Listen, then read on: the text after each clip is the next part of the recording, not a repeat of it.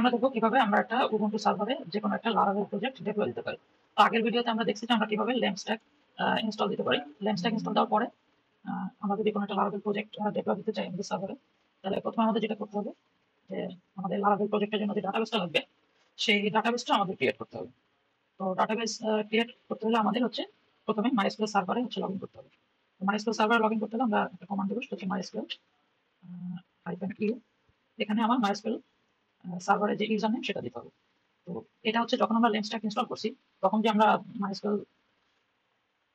MySQL ইউজারটা দিছি সেটা আমরা এখানে দেবো। আমরা এটা দিছিলাম dbadmin -p। দেওয়ার পর আমি এন্টার প্রেস করলে আমাকে এখানে আমার পাসওয়ার্ড আসতে হবে। তো এই পাসওয়ার্ডটা কিন্তু আমরা আগের ভিডিওতে ল্যাম্প স্ট্যাক ইনস্টল করার সময় সেট করছি। সেই পাসওয়ার্ডটা এখন আমরা ইউজ করবো এখানে। পাসওয়ার্ডটা কপি করে এনে এখানে আমি রাইট ক্লিক করলে পেস্ট অপশন আসবে। পেস্ট করার পরে এখানে যদিও কোনো কিছু দেখাচ্ছে না, কিন্তু যেহেতু এটা পাসওয়ার্ড এখানে এটা আমরা ধরে নিই যে এটা পেস্ট হয়ে গেছে। এখন যদি আমি এন্টার দিই তাহলে আমি এরকম একটা প্রম্পট দেখতে পাবো। এটা দেখে মনে হচ্ছে যে আমি মাইএসকিউএল এর কমান্ড লাইনের ভিতরে আছি এখন। তো আমি এখানে প্রথমে চেক করে নিই শো ডাটাবেসেস সেমিকোলন দিয়ে এন্টার দিলে আমার এখানে কারেন্টলি কি ডাটাবেস আছে সেই লিস্টটা দেখাচ্ছে। তো আমি এখান থেকে একটা ডাটাবেস ক্রিয়েট করে নেব। ক্রিয়েট করার জন্য কমান্ড হচ্ছে ক্রিয়েট ডাটাবেস, তারপর ডাটাবেসের নাম। ডাটাবেসের নাম দেওয়ার সময় আমার খেয়াল রাখতে হবে যে ডাটাবেসের নামে আমি হাইফেন ইউজ করতে পারবো না। সো আমার হচ্ছে হাইফেন ইউজ না করে আমার হচ্ছে যদি দরকার হয় আমি আন্ডারস্কোর ইউজ করতে হবে। সো আমি এখানে একটা নাম দিলাম। আমার প্রজেক্টের নাম অনুযায়ী আমি একটা ডাটাবেসের নাম দিলাম এবং কমান্ডের শেষে আমার সেমিকোলন দিতে হবে। দেওয়ার পরে যদি আমি এন্টার প্রেস করি কোয়েরি ওকে ওয়ান রাউটেড, মানে আমার ডাটাবেস ক্রিয়েট হয়েছে। এখন যদি আমি আবার আগের এই শো ডাটাবেস কমান্ডটা রান করি তাহলে দেখবো যে আমার নতুন ডাটাবেসটা এখানে আসছে। তো আগের কমান্ডটা দেওয়ার জন্য আমার কমান্ড আবার টাইপ করার দরকার নেই। আমি যদি কিবোর্ডের আপ অ্যারো দেই তাহলে আমার আগের সব কমান্ডগুলো এখানে শো করতেছে। আপ অ্যারো প্রেস করতে থাকলে আমি আগের সব কমান্ডগুলো আমি এখানে দেখতে পাবো। সেখানে শো ডাটাবেসের কমান্ড আছে, এবার এটা এনে আমি এন্টার প্রেস করলাম। আমার এখানে দেখা যাচ্ছে যে ইনভিটেড কার্স ডাটাবেসটা একটা আছে আমার এখানে। তার মানে আমার ডাটাবেস ক্রিয়েট করা হয়ে গেছে। এখন আমি মাইএসকিউএল কমান্ড লাইন থেকে এক্সিট করব।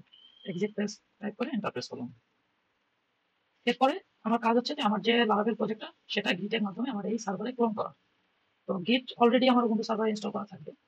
গিট ক্লোনটা যে কোনো ফোল্ডারে করা যায়, বাট আমরা একটা স্পেসিফিক ফোল্ডারে প্রজেক্টটা ক্লোন করবো। সেই ফোল্ডারে যাওয়ার জন্য আমরা একটা কমান্ড দেবো cd var www.html। সো এখন আমি এই ফোল্ডারের মধ্যে আছি। এই যে বেসিক কমান্ডগুলো এগুলো না জানলেও চলবে, আপাতত জাস্ট ফলো করতে পারলেই হবে। বেসিক লিনাক্স সার্ভারে কমান্ডগুলো নিয়ে আমি আবার একটা ভিডিও ক্রিয়েট করবো, সেখানে এগুলো জানা যাবে। এখন আমার গিট ক্লোন করতে হবে। আমি প্রথমে গিটহাবে আমার প্রজেক্ট ওপেন করলাম। করার পরে এখান থেকে আমি এই যে https লিংক সেটা আমি সিলেক্ট করে কপি টু ক্লিপবোর্ড করার পরে আমি কমান্ড দেবো গিট ক্লোন। তারপরে আমার যে প্রজেক্টের ইউআরএলটা আমি এখানে প্রেস করব। করার পরে এন্টার দিলে এখানে আমাকে গিটহাবের ইউজার নেম আর পাসওয়ার্ড আস্ক করবে। তো আমি আমার ইউজার নেম এবং পাসওয়ার্ড দিচ্ছি। আমার পাসওয়ার্ড এখানে কপি করে আমি এখানে পেস্ট করে এন্টার দিলাম। দেওয়ার পরে আমি দেখতে পাচ্ছি যে আমার প্রজেক্টটা ক্লোন হচ্ছে। আচ্ছা, ক্লোন করা কমপ্লিট হয়েছে। তো আমি চেক করার জন্য এলএস কমান্ডটা দিয়ে এন্টার দিলে দেখবো যে আমার রেপোজিটরি নামে এখানে একটা ফোল্ডার ক্রিয়েট হয়েছে। ফোল্ডারের মধ্যে আমার কোডগুলো আছে। সো আমি ফোল্ডারের মধ্যে যাচ্ছি এখন সিডি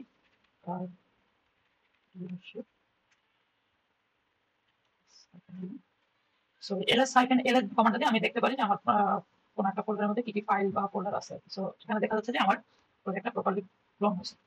প্রজেক্ট ক্লোন করার পরে আমি প্রজেক্ট ফোল্ডার ভিতরে ঢুকলাম। এখন আমার কাজ হচ্ছে যে আমার এখানে একটা env.example ফাইল আছে। এই ফাইলটাকে কপি করে আমার .env একটা ফাইল বানাইতে হবে। সো আমি একটা কমান্ড দিলাম cp.env.example স্পেস .env।